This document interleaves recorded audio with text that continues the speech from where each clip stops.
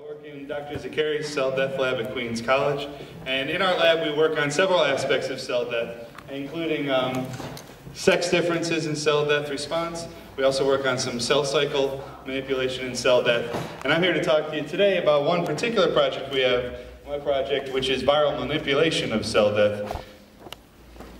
And to do this, we use two main viruses. The first I'm going to talk about today is Influenza A, which has a single-stranded negative sense RNA segmented genome with a nuclear involvement that's required. And it's been published since the mid-90s that this virus, Influenza A, induces cell death by multiple different pathways. The second virus, the second half of my talk, I'll be talking about the second part of my project, which is flaviviruses, which have a single-stranded RNA genome, only this time it's positive sense, it's linear, so it's not segmented. And that's going to have some particular effects we'll talk about. There is no nuclear requirement, it's entirely cytoplasmic, and some flaviviruses have been shown, as you saw earlier, in certain cell types, to induce death by apoptosis.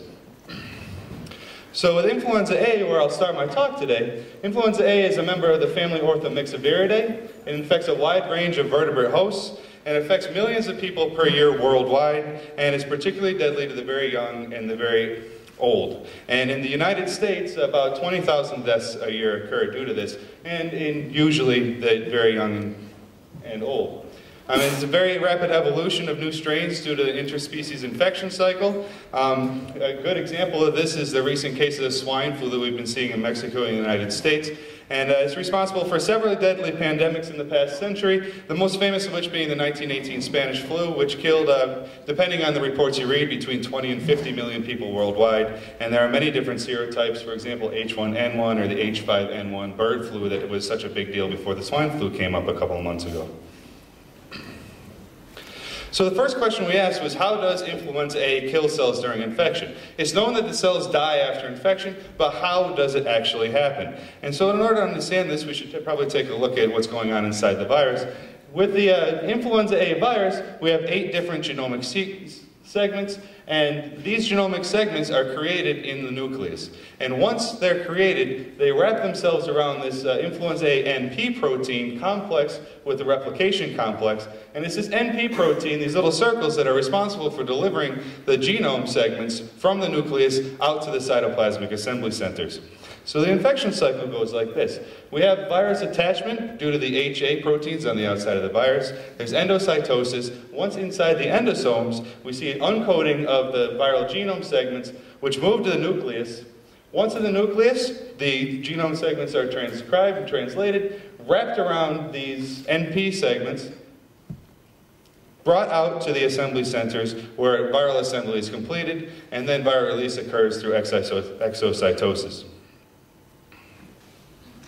So we looked at cell death and apoptosis in Influenza A over several different markers, and in the first slide here you can see that by trypan blue, after about 48 hours in MDCK cells, which are dog kidney cells, we see almost complete destruction of the cell population, followed very, very closely by our hook staining analysis, which indicates that this death is primarily apoptotic. And then we confirm this by several other different markers, including DNA laddering, chromatin condensation by EM. You can see the different sections of the nucleus as it breaks up here at 24 HBI. We also did live dead staining and hook staining here, and you can see a nice nuclear condensation very rapidly after 24 HBI. When we looked at caspase activation at 24 HBI, we see very strong caspase activation. However, when we treat these cells with ZVAD, FMK, a pan-caspase inhibitor, and WSN is just a strain of Influenza A that we're using, what we see is a slight reduction in death, although very, very high levels of death remain. However, there is no effect on viral titer with the caspase inhibition. As expected with ZVAD, a caspase inhibitor, we see almost no apoptotic nuclei after infection with ZVAD treatment, whereas with the whole virus without treatment, we see similar levels of apoptosis that we had in previous assays. And again, nuclear condensation indicating that this is an apoptotic condensed nuclei. So we further study this by looking at EMs, and with the mock infected cells without virus, you can see a morphology typical of healthy cells. However, after 24 HPI, hours post-infection, you can see these fragmented nuclei. When we treat these cells with ZVAD first and block the caspase activation, we see a shift from an apoptotic type morphology to these double membrane vesicles after 24 HPI, indicating that these cells with ZVAD treatment without caspase activation, that this mode of cell death has shifted from apoptosis to autophagy. So the cells are still dying to quite high degree, but instead of apoptotically, they're dying by autophagy. So to summarize this first part, influenza infection induces apoptosis, is blocked by pan-caspase inhibition. Caspase inhibition causes a slight drop in influenza A-induced cell death, however, high levels of death remain. And this inhibition causes the death to shift from an apoptosis death to an autophagic death. However, this doesn't have any effect on viral titer. So in addition, we also looked at mitochondrial function to see how involved the intrinsic pathway of apoptosis was involved. So in the interest of time, I'm not going to give you all of the data, I'm just going to summarize the data, but what we did was we looked at several different aspects of mitochondrial function and mitochondrial regulation, including rhodamine 1,2,3 staining, mitochondrial respiration staining with MTT. We also used redox potential staining mitochecker red and cytochrome C release. And as far as mitochondrial regulation goes, we looked at BCL2, BAX, and BAC. And just to summarize the results, we see a drop in membrane potential after influenza A infection. We also see that mitochondrial enzyme activity drops during infection, and there are alterations in the mitochondrial distribution and the redox potential of the mitochondria post-infection. And we also see a release of cytochrome C after infection,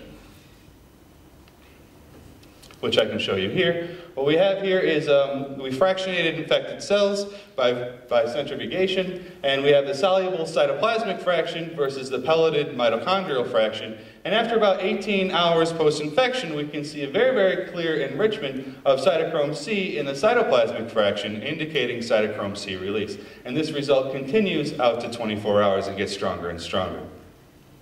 So the next question we asked, because BAX and BAC are directly involved in cytochrome C release, we wanted to see what kind of effect influenza A infection had on the expression of these proteins. And so when we looked at BAX and BAC expression using specific antibodies, we see an almost complete reduction in BAX expression, while BAX still being expressed is also downregulated.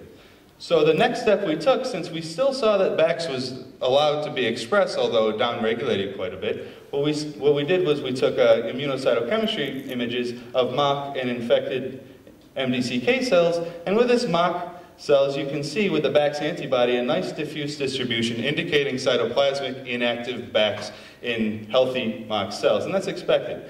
After influenza A infection, what we see is these punctate dots indicating a translocation of BAX as it activates from the cytoplasm and collecting at the mitochondria, which would allow cytochrome C release. So the next question we asked was, how do these proteins, BAX and BAC, affect influenza A-induced death? So to do that, we use BAX and BAC and BAX-BAC double knockout cells and assay death after 24 and 48 HPI by trypan blue exclusion staining.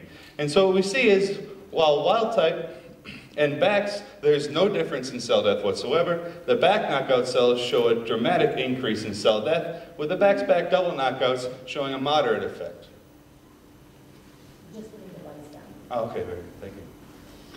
When we did the hook staining with these cells, we see, surprisingly, even though there's absolutely no difference in death between the BAX knockouts and the wild type, we see an almost complete reduction, especially by 48 hours, of condensed and fragmented nuclei here, indicating that although these cells are dying, the BAX knockouts, they're not dying apoptotically.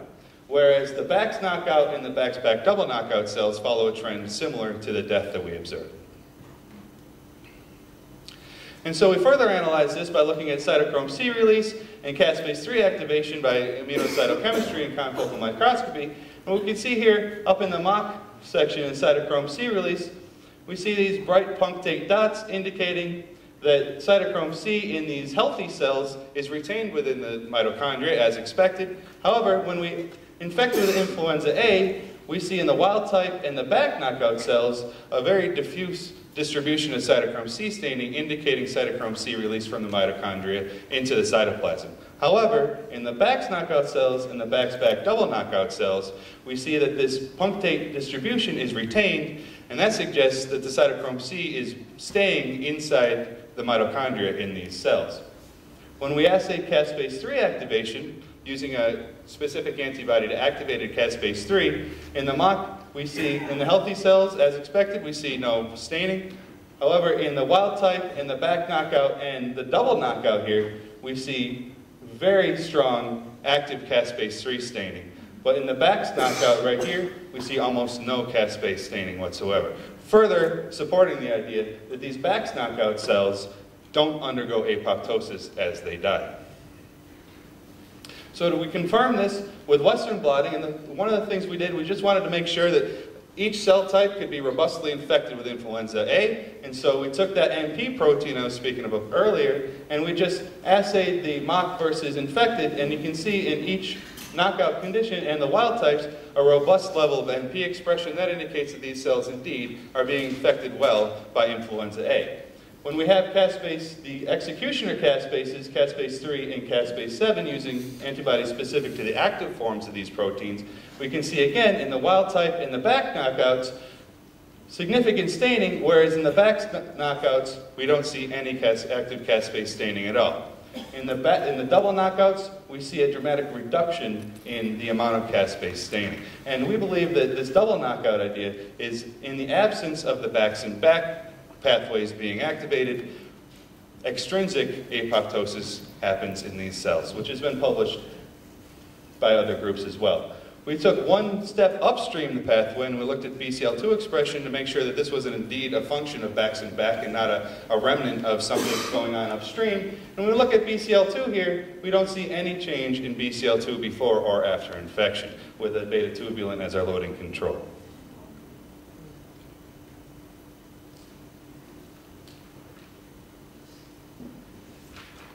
So if the Bax knockout cells are dying, but they're not dying apoptotically, the obvious next question is, could it be autophagic death? And so we assayed this by two ways, and the first thing we did when we were asking this question is we just very quickly looked at lysosomal activity by using a marker for acid phosphatase activity. And in the wild type and back knockout cells, where we see robust levels of apoptotic death after infection, we see a reduction in lysosomal activity. However, in the Bax knockouts and the Bax-Back double knockouts, we see an increase in lysosomal activity. And this suggests that possibly an autophagic death might be at play here. And so we confirm this using LC3 translocation, LC3-GFP, and in the mock cells, as expected, we see a nice diffuse distribution of LC3-GFP, indicating inactive LC3.